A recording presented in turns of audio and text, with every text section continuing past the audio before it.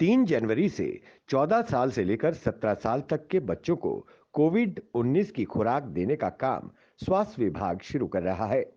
इस सिलसिले में ब्लॉक मेडिकल अधिकारी बिश्ना राकेश मंगोत्रा ने एक प्रेस कॉन्फ्रेंस को संबोधित किया, जिसमें उन्होंने पत्रकारों को इस सिलसिले में अवगत करवाया। उन्होंने कहा, बिश्ना का स्वास्थ्य विभाग बच्चों को वैक्सीन की डोज लगाने के काम के लिए पूरी तरह तैयार है।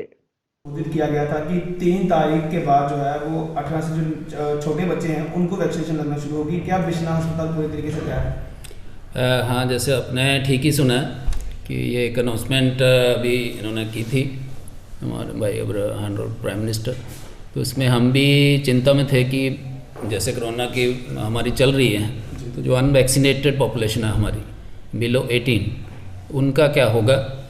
तो इट्स अ वेरी गुड और अच्छी बात है कि फ्राम 3rd ऑनवर्ड जनवरी का, जैसे आपने ठीक ही सुना, तो ये अभियान कम से कम हफ्ता के लिए चलाया जाएगा।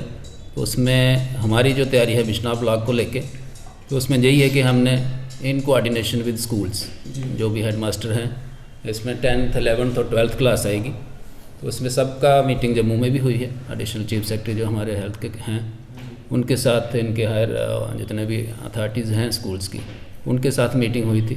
हमारी लोकल CMOs के साथ भी मीटिंग हो चुकी है। तो final action plan is almost ready. उसमें थोड़ी रोशनी डालने की कोशिश करूँगा कि 125 के करीब हमारे बिश्ना ब्लॉक, जो मेडिकल ब्लॉक बिश्ना है, उसमें 125 के करीब स्कूल हैं, जिसमें अप्रॉक्सीमेटली 15 से लेकर 17 साल तक जो बच्चे हैं उसमें 11,300 के करीब पढ़ते हैं।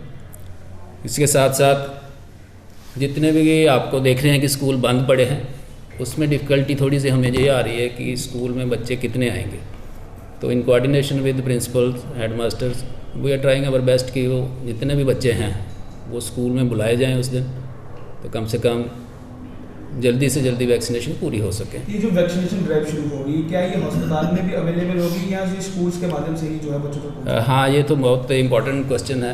तो इसमें मैं रोशनी डालना चाहूँगा कि इसमें कोवैक्सीन जो है वो अप्रूव की गई है। कोविशील्ड का भी रिज़ल्ट नहीं आया कि बच्चों में हम देंगे।